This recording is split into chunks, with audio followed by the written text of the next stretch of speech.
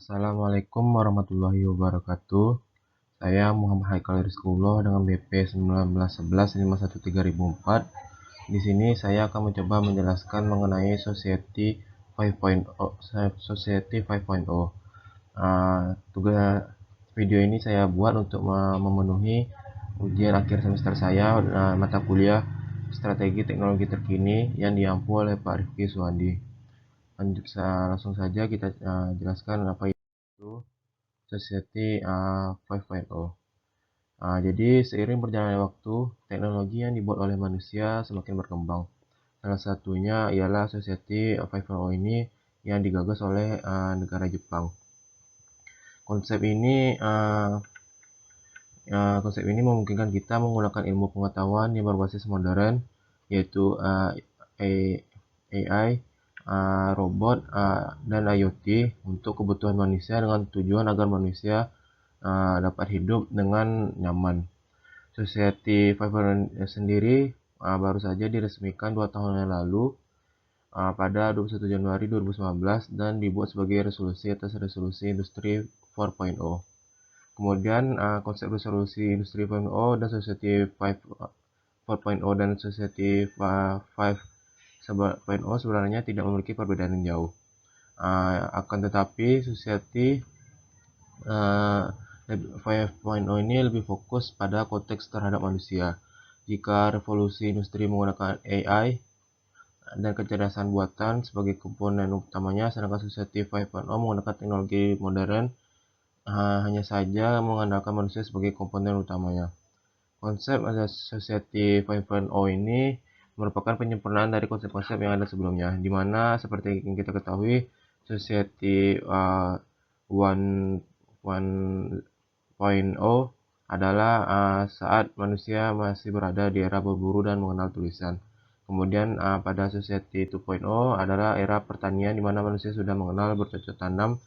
Kemudian pada Society 3.0 sudah masuk ke era industri, yaitu ketika manusia sudah mulai menggunakan mesin untuk membantu aktivitas sehari-hari. Dan ketika Society 4.0 manusia sudah mengenal komputer hingga internet. Dan yang terakhir ini yaitu Society 5.0 di mana era semua teknologi adalah bagian dari manusia itu sendiri.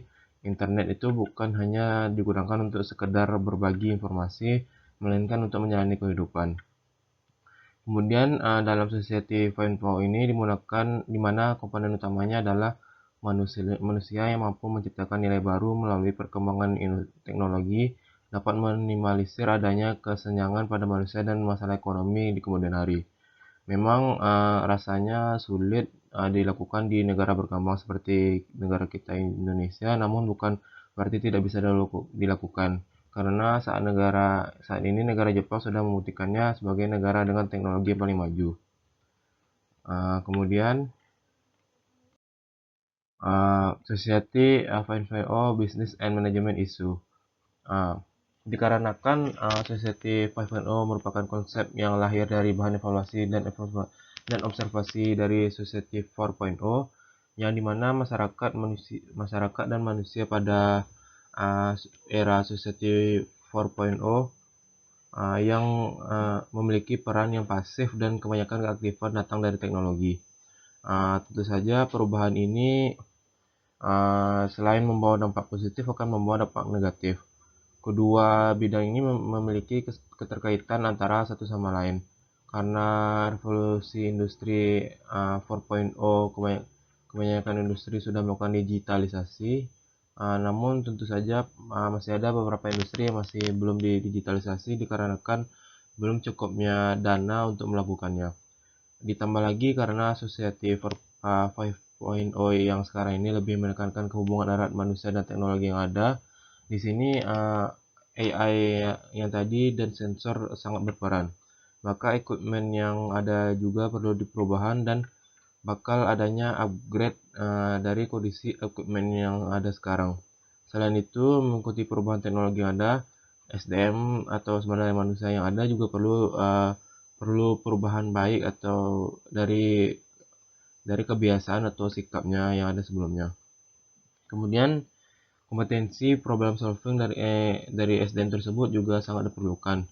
Hal ini tentu saja akan berdampak terhadap perusahaan besar, baik dari segi pelatihan maupun ketika dilakukan perekrutan karyawan baru. Dari segi manajemen pun, maka pasti akan ada perubahan terhadap rencana, syarat, dan kualifikasi dari calon pegawai yang harus diubah untuk menyesuaikan perubahan teknologi dan masyarakat yang ada. Kemudian permasalahan budaya yang ada di Indonesia. Salah satunya itu depopulasi. Apa itu depopulasi? Depopulasi atau penurunan jumlah penduduk dalam manusia adalah pengurangan besar apapun dalam jumlah penduduk manusia seperti tren-tren demografi jangka panjang, seperti dalam fertilitas penghentian perpindahan desa ke kota, kelaparan dan perang, pelarian orang sulit putih dan atau perpindahan kota ke desa atau karena kekerasan penyakit atau alasan lainnya. Dengan terjadinya depopulasi ini, otomatis desa tersebut tidak akan maju, sehingga menyebabkan segala aksi susah. Depopulasi pedesaan atau menurunnya jumlah penduduk pedesaan merupakan fenomena baru dalam sejarah kependudukan Indonesia. Fenomena ini mulai terlihat nyata di daerah istimewa Yogyakarta sejak tahun 1990-an. Sejauh ini belum ada penelitian yang menelaah hubungan antara depopulasi pedesaan sebagai wujud perubahan perilaku reproduksi dan migrasi penduduk di suatu pihak dengan arah lain pihak sebagai wujud perubahan lingkungan binaan.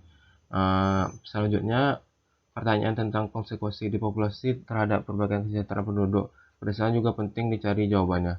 Sebab selama ini berbagai kebijakan pendudukan umumnya berasumsi jumlah penduduk yang kecil merupakan prakondisi untuk meningkatkan kesejahteraan. Dengan adanya Society 5.0 ini dapat mengatasi masalah tersebut yang ada pada permasalahan budaya di Indonesia.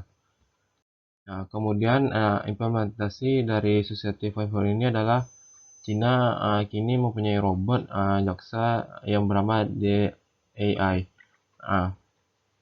Peneliti Cina menggunakan teknologi artificial intelligence atau AI atau kecerdasan buatan dan pembelajaran mesin untuk menciptakan jaksa yang dapat mendakwa tersangka kriminal dengan akurasi hingga 97%. Itu mencapai 100%. Jaksa berbasis AI ini dikembangkan oleh peneliti dari Laboratorium Manajemen Data dan Pengetahuan Besar Akademi Ilmu Pengetahuan Cina yang dipimpin oleh Profesor Xiong. Profesor tersebut mengklaim jika jaksa tersebut dapat menentukan kejahatan dan mengajukan tuntutan hanya berdasarkan deskripsi verbal apa yang terjadi.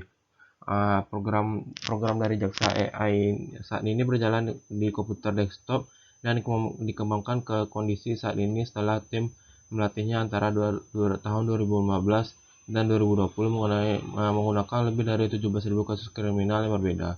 Saat ini jaksa AI dapat mendakwa tersangka dengan 1.000 sifat berbeda yang berasal dari dokumentasi kasus yang dilakukan manusia. Dan juga digunakan untuk mendakwa beberapa kejahatan paling umum di Shanghai, termasuk penipuan seperti penipuan kartu kredit, pencurian, kerusakan yang disengaja, mengemudi sembarang, perjudian ilegal, hingga memprovokasi masalah. Ini bukan pertama kalinya Cina menggunakan AI dalam sistem peradilannya. Pada tahun sebelumnya, tahun 2016, legislator Tiongkok diperkenalkan ke sistem 206 atau 206 yaitu sebuah alat AI yang mampu mengevaluasi bukti dan kondisi penangkapan serta menentukan seberapa bahayanya seorang tersangka bagi masyarakat umum. Jaksa AI yang baru saat ini akan bekerja sama dengan sistem 206 yang tadi dan mengisi kekosongan yang ditinggalkan oleh program yang lama, yaitu mengajukan tuntutan dan menyarankan hukuman apa yang harus dijatuhkan untuk kejahatan individu. Jika semuanya berjalan sesuai rencana, jaksa AI yang baru nantinya dirancang dapat membantu sistem peradilan dengan mengurangi beban kerja jaksa manusia dan memungkinkan mereka untuk mencurahkan lebih banyak untuk menangani kasus yang lebih sulit dan rumit. Namun terlepas dari manfaat potensial yang mungkin diberikan sistem tersebut ada beberapa yang khawatir tentang membiarkan komputer untuk mendakwa orang dan tindak kejahatannya. Itu merupakan sisi negatifnya. Mungkin sekian penjelasan saya mengenai era dari Society 5.0 ini. Lebih kurangnya saya mohon maaf. Saya tutup. Wassalamualaikum warahmatullahi wabarakatuh.